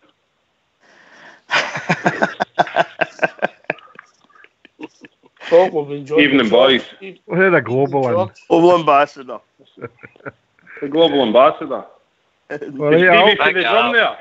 Stevie for the drum is here. Yes, yes, Big Al, all yours. Stevie, I've got a couple of questions for you, mate. First and foremost, it's an absolute pleasure to be on a panel with yourself. You're such an esteemed character on the airwaves. And also, is it true? Right, a couple of questions, and this is about your good friend there at JFK. Have you seen him in the Mancini? And is it true? I was hearing in a grapevine, it was just a big, massive orange sash he wears, sellotape to his groin. Stevie, don't give that secret away. Can I answer the second question? Yes. On you go, Stevie, for the drum. Well, listen, yes. I'm for the drum. I'm saying nothing. That's it. Oh, James is a good friend of mine. He's my neighbour. But just let me tell you, I know he puts his clays on with a boomerang. No. Do you help each other with the manscaping? The areas that you cannot reach? It's funny you should say that, Big Al. I've just come back from my lunch meeting. I'm still sitting in the motor. Sorry. I thought you were going to say I'm still sitting manscaping. No, on a serious point, you were talking about Defoe there. I think maybe if we look at it a different angle, Mr. Defoe he's quite an esteemed character. He has, if you look a wee bit into his background, he seems quite a gentleman. And I think him and Mr. Gerrard, they have a friendship. Obviously, he's came up. I think maybe the conversation went something like this: we might get some bids. The club might ask for some bids. I don't want to be left in the lurch. I need somebody that's got to come in, hit the kind of ground running, score us some goals if Fredo has to leave. But I don't think he's been guaranteed that start. Everybody's saying, even on all your radio Snyder and all that, they'll say, he's came up here, he must have guarantees he's playing every week. I don't think Gerrard would be as stupid as to guarantee somebody anything like that. I think Jermaine Defoe's looked at the bigger picture and says, I'll come up and help you because you're my mate, you know what I mean? And with the beauty of the 18-month thing, I think that is also cover for in the summer when, unfortunately, I do think Morelos will go. And hopefully we get plenty of Morelos dollars for him. And that's cover there again, and they can go back into the market and look for another striker. I think we maybe should look at it that way. It's slightly different from some people's point of view, but mate, it's there, it's in there, I get it. I'll take it to Stevie. I don't know what you think about that. Stevie Fairshire. Hello. What do you think with Big Al saying there, the Mr. Global Ambassador? Who are you talking about, buddy? Sorry, I was busy there. Oh, come on, sir. Oh, come on. Ball here. He's having his pizza. Listen, I was taking my plate through the Fiesta pizza. Is this the ham sandwich, man? It was a ham sandwich, man, Big Al. Aye, no, I heard, don't you be cutting my good friend Rudy's grass here, by the way. Coming on. I wouldn't be having it. That's not nice. I heard the tail end there. I don't think anybody's Gerrard's come out and said time and time again, nobody's guaranteed a spot. They have to fight for it. So I don't think because Defoe's playing in England, he's guaranteed a spot. No chance of that. I think that's a good point, Stevie, because he said that as much as that in the presser the day. If you listen back to his presser, he said that he's told players he's guaranteed a place in the team. You have to work for it. You've got to work for it in the training pitch. When you get your opportunity, you've got to make it yours. You've got to take it and go on with it. You never know. Defoe might make his name in the big games. He might be unleashing the big games and make his name for there, Ken. Aye, yeah. A good point, Stevie. Good point, mate. Stevie, for the drummer, you still sitting in the motor? I'm still in the motor, mate. Yes, I'm sitting here. Listen, I'll give you a note. You can go in and face her, mate. You're not that bad.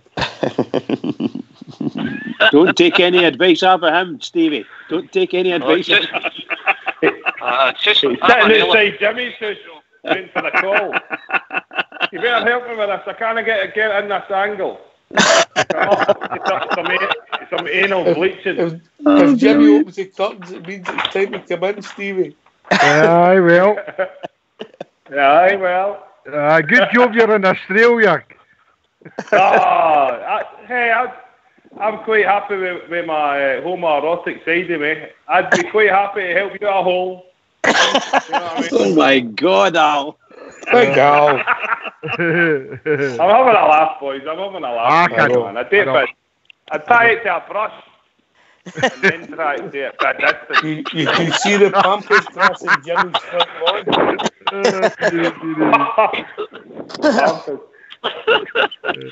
Oh, man. You couldn't make that up. You've got folks sitting out in cars, folks flapping pizzas. What else we got? I'm sitting in the office in Sydney, man. Jerry's We don't know what he's up to. Al, it's no a man, Kiri. It is a sash, mate. I'm sorry. I know. No. Aye, I can envision you with a big orange sash there, man, belting about the house with sellotape to your scrotum. You know what I mean? Good God. You'll get it banned. Right, it's on context. Sorry, Jim. Sorry. The reason we need to stop this is coming in visions that Big Al's getting pretty frightening, right? I know. I don't know what's happening here, man. I'm getting a bit of a lawbone. For God's sake. I'm only speaking in context.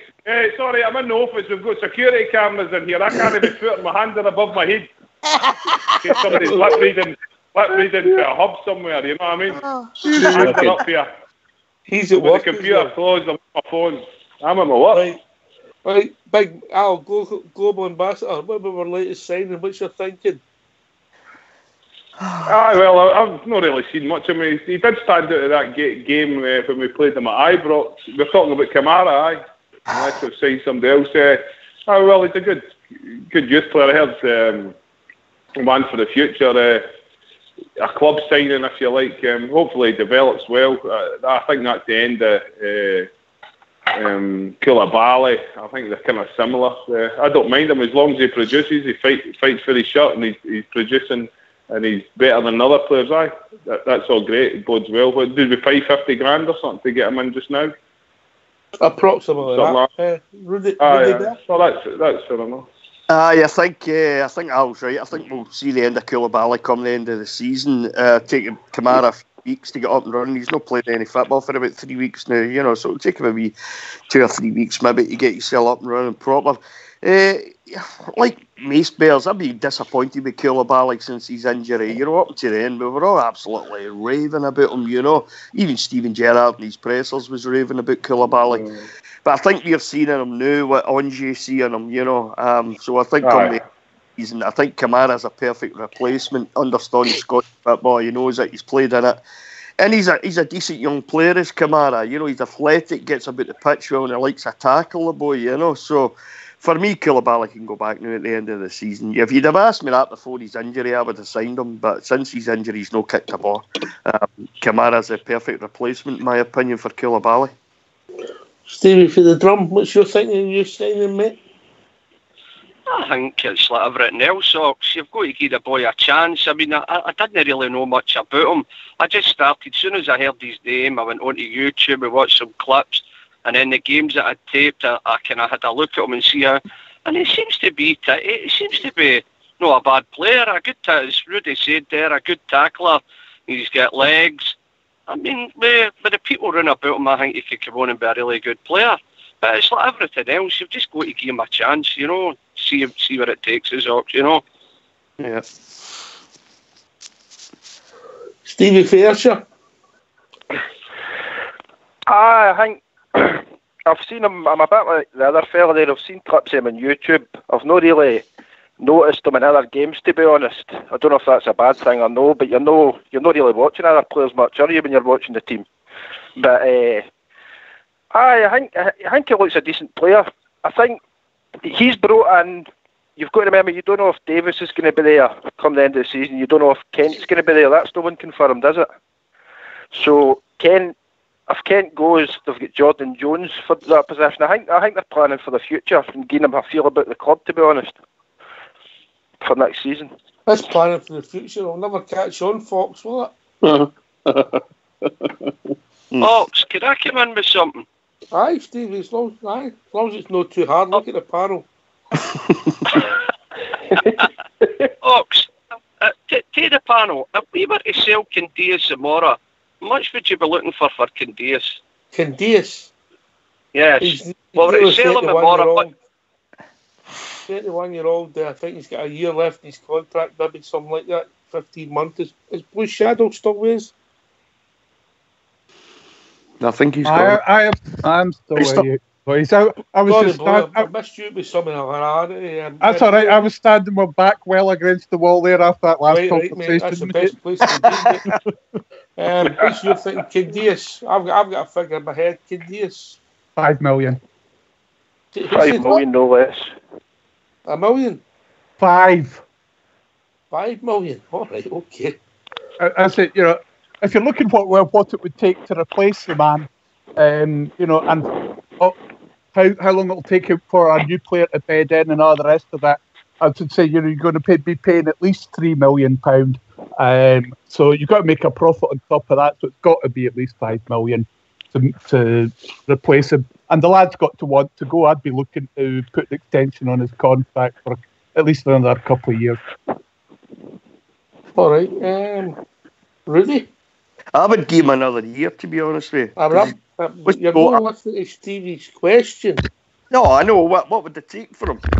I was getting to that bit. Right, so what would it take for him?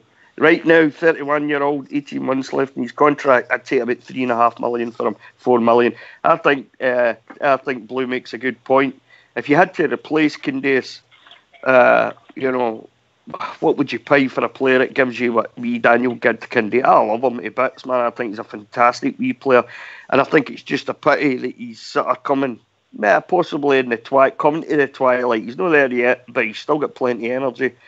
But he's getting there, you know, and I think it's unfortunate that really, you know, I'd like to have seen him at Rangers, maybe, I don't know, maybe about 25, 26-year-old. I think he'd have been fantastic for us. I think he is already. I don't think we function when he's not on the right side of the park for me. So I would take about 3.5, 4 for him. Bridgman? I can't disagree with the guys. The only thing I'd say is in support of that, based on the way we talk about the current players, our current first team that we recognise, first team players, I wouldn't sell any of them for less than 3 million. I'd be looking for at least 3 million for every one of them, you know. And that's just the way I look at it, and obviously some more than others. But if you ask for 3 million in realistic terms for a 31-year-old, okay, if it was today, then you could possibly get it. Again, it depends on the market he's going into. But if we say, let's give him another couple of year contract or something like that, I would probably imagine that lad would want to finish his career with us. I know it's not necessarily the question you asked, I agree with the 3 million. He's probably worth 3 million to anyone, but I think he's worth a lot more to us because he brings a lot to our team, and he looks as if he's found a wee home. You know, he enjoys playing with us, and he's got a good partner in Tavernier. So I would imagine he would love to stay. I think our boys would love to keep him. But if we had to, if we're going to go, I'm definitely looking for something like 3 million. All right, Stevie Fisher. The reason I said 5 million is because, did you say it's only a year he's got left his contract? 18 months, I'm guessing, mate. I've not checked it, mate. 18 months, that's the reason I'm saying 5 million. I agree with them. I don't think, who could we get for roughly the same price that would do the same job? I don't know whether he would even leave, to be honest. I think he looks quite happy. And I think, I'm a bit like yourself. I've heard you saying before, his final boy used to be very bad, but I think he's improved on that a lot. And I can't name another player that's got the work rate like him. So I'm quite happy to keep him. The last time I seen work like that was when Jimmy from Knightswood was on piecework the decorating. I'll tell you one thing, if you've ever seen a decorator up a ladder with a Mancini on it, it's a sight for sore eyes.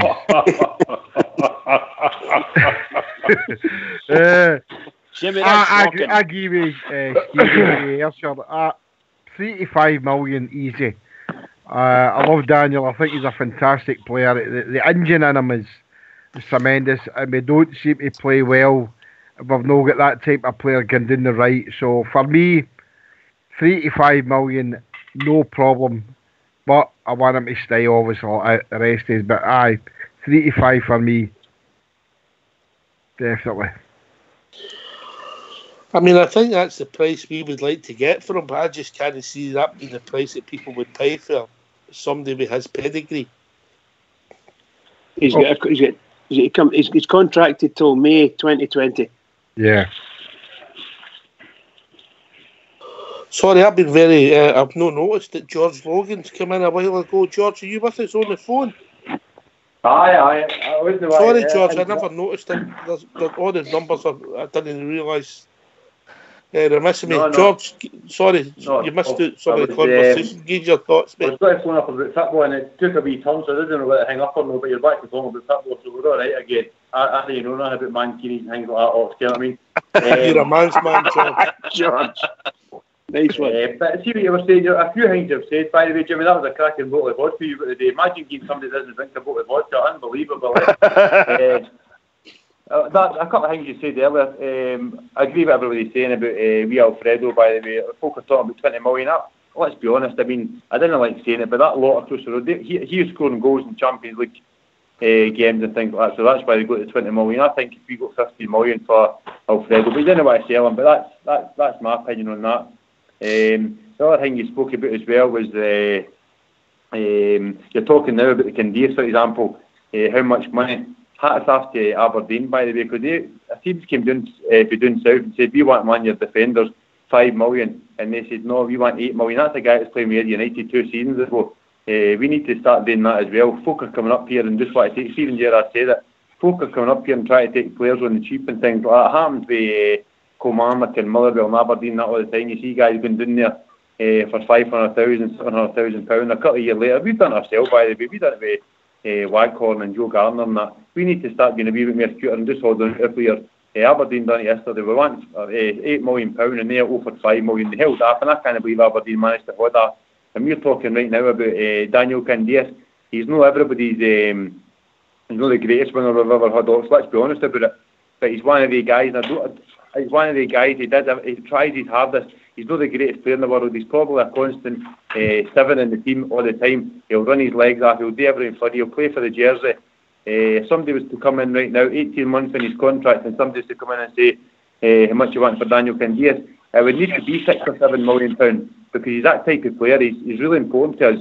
We're talking about paying it. Well, me the other night there, I was talking about being willing to pay. I spoke to you in Fox off here, in fact, and said they'd be willing to pay £4 or £5 million in the summer for to keep Ryan Jack. Well, I think Daniel Candias is every bit as good as Ryan Kent. Ryan Kent. So I think that Daniel Candias is every bit as good as that. So we need to be clever about this. I don't think he's got to go in it. I think he loves playing here.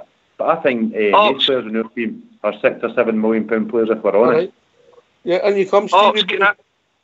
The reason I flung that to the panel was because I was reading I can't remember when it was a couple of weeks ago, and I'm no one for comparing. We know they always use propaganda, they always fling it out there that the players are worth double on what they are. We know what their game is, but they class Jamesy Fortnite and that wee McGregor as £10 million players. Now, the reason I flung that round the panel was because if they're £10 million, I don't think they're any better than Daniel Candeias. I really don't. I know they're younger, but Daniel Candeias' work rate's second to none. He chips in with the odd assist and he gets an odd goal. They're doing the same. They're no constant scorers. And he's tagged them at £10 million. Us as Bears are truthful in what we're saying, £3, £4, £5, £6 million. These guys always set the bar high. And that's maybe what we should start doing. The first thing, with the answer that the panels gave us, and I'll go back to George first with us, with the answer the panels gave us how important they think Candeias is to our squad. You don't think the next week we should try and extend his contract, George, then Rudy? That's exactly. I think it was Rudy that said that there. You're bang on there. He's 31 now, so he'll be 33, say, coming up for 33 by the time his contract's running out. If you give him another year extension on top of that, a year and a half on top of that, and say he's coming up to 35, that's him well tied up. We had the conversation, I I'm going to be a bit to the side here, we had the conversation the other night there about James Tavernier. I don't think James Tavernier is the best defender in the world, but they two guys play well together, and you get that box, that's what happens. He's playing the wing, and I think James Tavernier isn't the greatest defender in the world, but they two fight with each other. And see if you give me partnerships like I like, and I'm moving on again, I like in the middle of the park every time Lee McCrory makes a tackle, Ryan Jack gives him a high five. That's a partnership for me, I like that, and we've got that on that side too. And you said the other night there, if somebody was to come in for Candeias, for Tavernier, they'd come in for Candeias in a couple of months because you would see how important they are to each other. So for me, I would give him another year anyway, and that takes him up to 35 bucks. I would certainly give him another year, Ox, without a shadow of a doubt, because how many times have we said on here that Tav's doesn't cut it when Candeias is no in front of him. They've got such a partnership, the two of them together. They play really well, and for some reason he seems to be able to get all over that side of the park. He's back helping Tav out, he's tackling, he's taking the ball on, he's creating assists. For me, I think he's a fantastic wee player. For a 31-year-old, his energy is absolutely top-notch. So it is. And I certainly think he's worth at least another year. We tie him up, we give him another year, we tie him up and say that's it. He's here he's basically here to the end of his career, and then we can let him go after that because his legs are going to go at some point. But right now, his legs are functioning perfectly for me. So I would give him another year. All right, Big Al in Australia. With the Candeias, it'd be difficult to replace, but we've not got a ready-made guy to fill in there. And Middleton. Get Middleton in there. Different side of the park, mate. I've not seen playing on the right. But he's left-footed, aye. Middleton's left-footed, aye. Yeah. You can cut in with his left foot and score goals with that foot. Or you know what to do? Work him a wee bit harder and make sure he can use his right foot. I think Middleton's is equally as industrious, equally as physical, if not maybe a wee bit more physical than Candeias. We tried Grace. I've never ever... I know what you're saying. I know what you're saying. I've never really been took to Candeias, to be quite honest. He's having a wee bit, is it an Indian summer, you say? Beginning of the season, I don't think he was that good. He does work well in partnership, but I think we could upgrade in both positions on that right hand side. For me, they play well together, but I think we could upgrade. And I think you'd be lucky if somebody did come in for Candeias if you got $1.5 million for him. I think the figure of the $5 million would be great, and obviously we'd need money to replace him if you want the similar sort of bit. You'd be lucky to get 1.5 from him if somebody came in for him. You hit the nail right in the head there, Al, though, didn't you? If you're looking at replacing Tav and Candeias, you look at what the amount of Tav gives you, and then you look at the work rate of Candace on that right side of the park, what are you going to have to spend to replace that? It depends what you're replacing, Rudy. If you're replacing the Tav and Candace against Dundee, or the Tav and Candace against Celtic. Stevie Fairshire. I'm going to go, boys. I need to go. Take Big care. man, you look after yourself. See you, Al. I will do it. All the Al, best. Take care. Al, Al, just before you go, I love you. Oh my God. The feeling's mutual. Shockers. You take care of yourself, big man. You We'll too, meet up darling. one day. I hope you're not a disappointment. Oh, he's not a disappointment. How strong was that vodka? Stevie, for the drum, that's all your fault. Brilliant. Right. Take care, Stevie. You look after him, Stevie. Aye, I will do. Don't you worry about that, big Al. I'm at his back. Look after him. I bet you. Back door. Take care. Yeah. Cheers out. Poor Stevie Fairshire, what are you talking about football? Big Al comes on.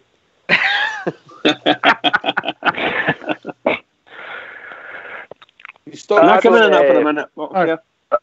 I go. On you go, mate. What's your thinking on the Candace situation? And I think he'll stay. I don't see why they would want to get rid of him, to be honest. I think they'll give him, was it Jimmy, it says another year? Potentially, aye. I think he'll stay. It's hard to get players with work rate like him. That's the main thing I like about him, his work rate. The fact that he doesn't stop. And I think he's learned to track back more too now. I'd definitely keep him. Yeah. He certainly found a niche. Sorry. I was going to say he certainly found a wee niche in it for his career. I don't know how many clubs he had in the past, but I don't think he's ever had a club like the Rangers. And he certainly seems to love it. And the fans like him. They like his industry. They like someone who gets in and isn't afraid to run back, does run back. I'm not saying he's perfect in any way, but he does run back, and you see him going in there and wasting, spoiling tactics and winning it. And you know, sometimes the last couple of games he's played, he's put some fabulous passes in to the middle for Morelos. Absolutely fabulous passes. And they're just instant stuff, you know. It's no take 20 paces with the ball. It's just do it, get the ball and put it in. And it's worked well and it's caused chaos. So I think the boy has definitely got something. I'm not saying he's the most valuable player in our squad in any way, but like the rest of the squad, I think I wouldn't be looking for anything less than $3 million if I was going to sell him. If someone was coming in, I wouldn't sell him for $1.5 million. He's worth far more than that to us as a team and the support. So as the boy has said, if they get him another 18-month contract, a year to 18-month extension in his contract, that'd probably see his career out, and I'd love that. I'd like him to stay. But if you look back heel against Rapid Vienna, that was superb. Fabulous. Just, you know, some of this stuff. He's the defender down, he won the ball, and without even looking, he back heels it to Morelos. Morelos runs in, scores the goal. That was a wonderful goal, by the way, Rudy. An absolutely wonderful goal. Wow. Oh, class. And now, if you've done that, if you watch that in Spanish football, if that happens in Spain or Germany, Italy or England, you're watching that for days on Sky Sports, you know what I mean? So yeah, it was superb. What a great bit of that was for the wee man. His form's good, his confidence is high. One of the problems is if you try to put him to move the shall we say, change the shape of the team, and you try to stick Candace in an inside right type place, you know, in the middle, in the midfield, you're going to get half of Candace. That's all you're going to get. But that marvellous, shall we say, I don't know, knowledge he's got with Tavernier, I think it's worth a lot of money. That you know, you can't buy these partnership type things. Just tremendous. Well, Stevie, for the drum, what he's worth to us, I don't think it's what other teams would want to pay for him. A, because he's pedigree, and B, because of his age. If that makes sense. But I'll take that point in Blue Shadow, who's still sitting there. I'm not trying to get it right. Oh, see, just before to bring Blue Shadow on. Aye. I'm going to say good night to these guys, right? I've been asked 4 times now, I'm a Chinese delivery driver. So, I'm ready to go. Right, listen, all the best. I maybe see you at the bistro tomorrow, guys, alright? I'll talk to you later. Thanks for having me. And Bridgeman, keep it going for the Keep it going for the Cheers, boys, absolutely. All the best, lads. Bye-bye. On you go, Blue. Right, what was I going to say? Right, starting on about Candeias, I think a lot of people forget all that work that he does back is going to have an effect on his attacking ability. If you think on the other side, Ryan Kent doesn't track back anywhere near as much as Candeias does, and all the work that Candeias does defensively. I mean, we saw the difference when Candeias was playing the other night against Kilmarnock, and that gave Jordan Jones a free run at Tavernier. And although Tav's defending has improved, Jordan Jones roasted Tav several times that night. So I think he's absolutely vital to us. As you say, perhaps he's not quite as vital to other teams as he is to us. So, you know, you might say Kent doesn't track back more, but I think Candeias tracks back more because he has to the opposition target Tavernier. If you not agree there?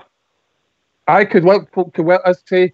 I mean, the fact is that Tav got roasted a couple of times by Jordan Jones the other night. Barisic does appear to be a wee bit stronger defensively, and also as well, it seems to be able to whip the ball into deeper as well. So he doesn't need to get quite so far forward. So he's getting back into position for any counter attack is much easier for him.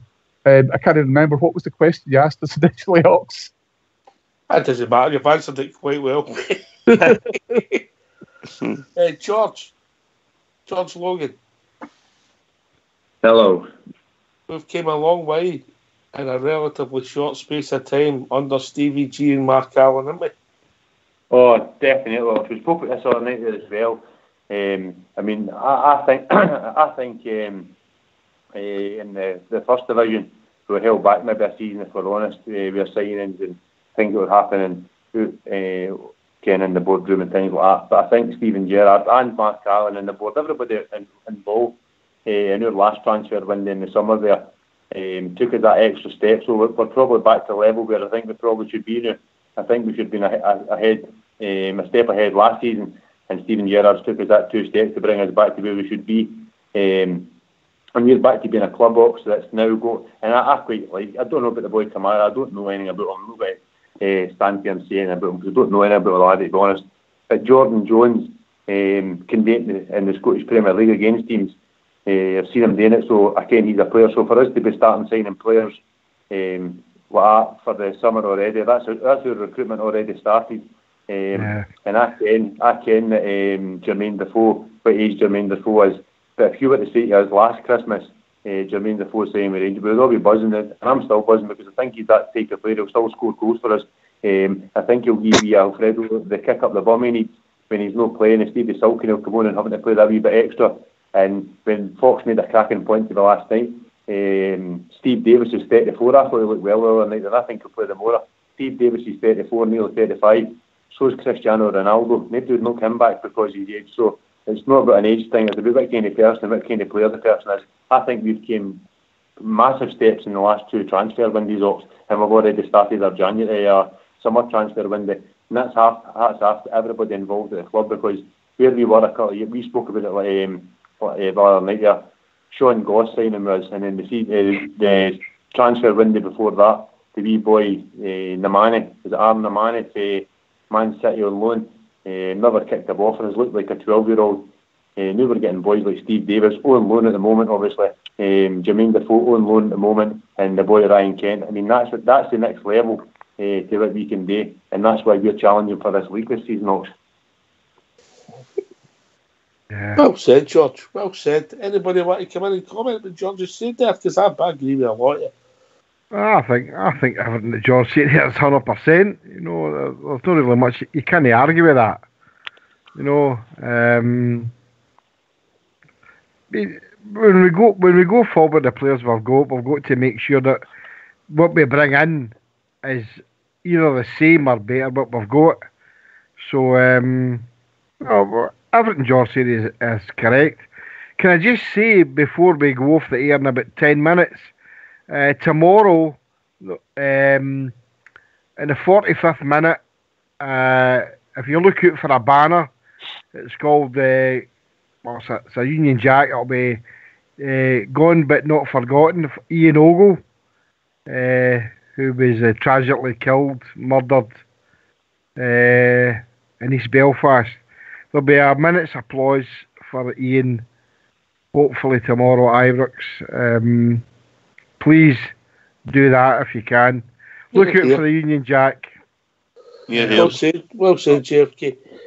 Come back to what George said, Rudy Bear, aye. I just think we're looking ahead, aren't we? And I think you touched on this the other night, Ox. Jordan Jones, probably, Kamara's same thing as I say. Koulibaly will go back at the end of the season to Angers. So they've still already started the summer stuff already, which is it's looking good to me. I've said it before, and I'm going to say it again, because right now, every time the boy gets on the ball, I get up off my seat. See if there's any way we can get the money together to bring Ryan Kent to the club full time. We've got to try and push that in the summertime. I don't know what Liverpool are thinking about Ryan Kent, but hopefully we're speaking to Liverpool about him right now, because I think the best chance are another loan, Rudy. That's fine. See, if it's another year's loan, at least let us do that. If nothing else, let us do that, because that boy he's going to be something else in the future, Ryan Kent. I really do believe that. I think he's a fantastic young player. And right now, every time he gets on that ball, I'm up at my seat. I like to see what he's going to do. But the summer stuff... Good exercise for you, mate. It's about the only I get it, you know what I mean? On you go, Rudy. You want to finish there, sorry, mate. No, that's all I wanted to say about Ryan Kent, really. I agree with everything George said. I think the summer stuff has started already. I think they've done really well. And I'm excited about the summer now. Regardless of what happens between now and the end of the season, I'm excited for the summer, because I do think now it's about bringing quality players in now. It's about quality now. We don't need to bulk the squad out. We just need to keep replacing and improving positions. We're improving players by increment as each transfer window comes and goes, See the thing you're saying there about Ryan Kent, I totally agree with that, Rudy. Do you think that I believe in players just find their team and find their man and find their place in life, like the wee boy Lawrence Shankland wasn't a great striker in his other teams and things like that, but he found his place at Ayr United. Do you think Ryan Kent that good a player, or do you think he's actually just found his happiness? And he's been in Germany, he's been in England. Now he's here with Steven Gerrard, 49,000 fans every single week, all for him games, running amok and things like that. Do you think he's maybe just found where he wants to be? I said this a couple of weeks ago, George. I think sometimes a player gets to a club and they just find their home. They find that's it. They found their club. And the problem I've got. We've got a 31-year-old in one thing. When we've valued it 5 million, who's no pedigree. We've got one and the other one we want to sign for 2, who's got loads. That's all right. If we get him for 2, that's great. I think you need to put another 0. That's the trouble with English Premiership. We need to put another 0 on that. Listen, Stevie for Ayrshire, and then Bridgeman, because we've reached that time of the evening. I agree with them. I'd definitely like to see Ryan Kent stay. I don't know how much it would cost though. Who? That's what I'm going to ask. Who plays down the left-hand side for Liverpool? No, that I'm saying he's ready to go straight in the squad, but who plays down that side? Denny's no. They play the 3 up front who interchange Salah.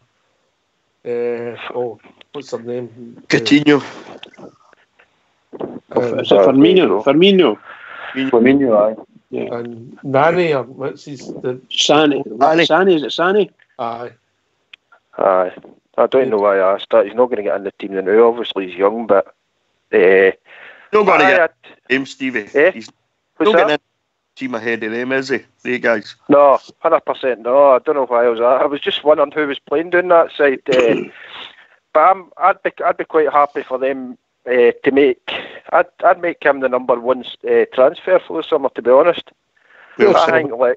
I think he gets bums off seats. He's one of the players, as soon as he gets the ball, everybody's expecting something to happen. And he can take a man on. Take 2 men on, 3 men. Yep. Yeah. Bridgeman? What can I say? It's following on to it. Stephen Bridge. I could just kind of say what a night it's been. Another marvellous night. Very strange, very, very light Loved it. Really good patter. Can I just say to all the Rangers fans all over the world, and particularly Rangers fans on here on Rangers Radio, every single one is, we love Ryan Kent, and we love his youth, and we just love the way he plays football. And I hope Rangers do look at him and possibly come with a package to keep him. And I don't know whether that'll be another year's loan plus a couple of bob the following end of the season. But I hope that can happen because he's wonderful. But every single one. What? I'll be in overtime shortly. Hurry up. Oh, sorry, pal. Yeah. Can I just say then, keep it going for the every single one is keep it going for the Rangers. Keep it going. Right. This has been Rangers Radio. Can I thank all the callers that phoned in, all the regular callers, Big Alfie Australia, the two Stevies, and all the boys in the panel, Bo Shadow, George as well. Fox and Old School in the background doing the technicals. This has been Rangers Radio. We'll be back tomorrow, 2 p.m. with a pre-match show. Take it away, Fox.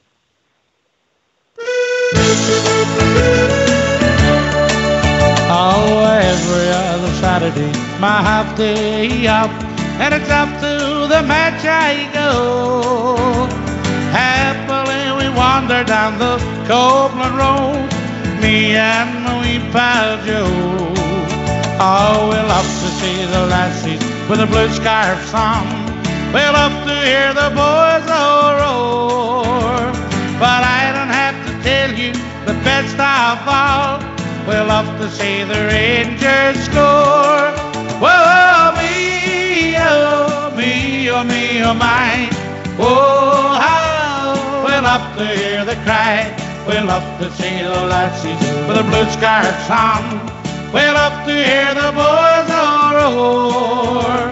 But I don't have to tell you the best of all, we love to see the Rangers score. Oh, we won the Scottish League about 1,000 times. The League Cup is simple too. We gave some exhibitions in the Scottish Cup. We gave a Wembley Wizard too. And when the Glasgow Rangers won the European Cup, when they won they had before, we'll rally round an Ibrox 100,000 strong. We'll give the boys an Ibrox roar. Whoa, me, oh, me, oh, me, oh, my. Oh, how we love to hear the cry. We love to see the lassies with the blue scarves on. We love to hear the boys roar. But I don't have to tell you the best of all, we love to see the Rangers score.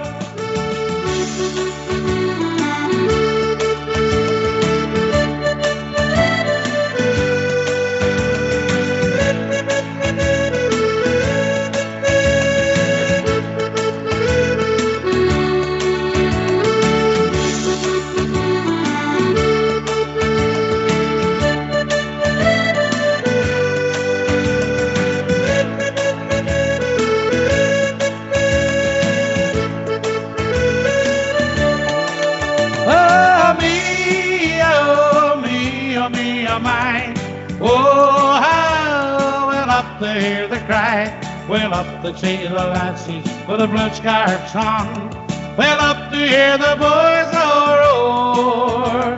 But I don't have to tell you the best of all, we love to see the Rangers score. Whoa, me, oh, me, oh, me, oh, my.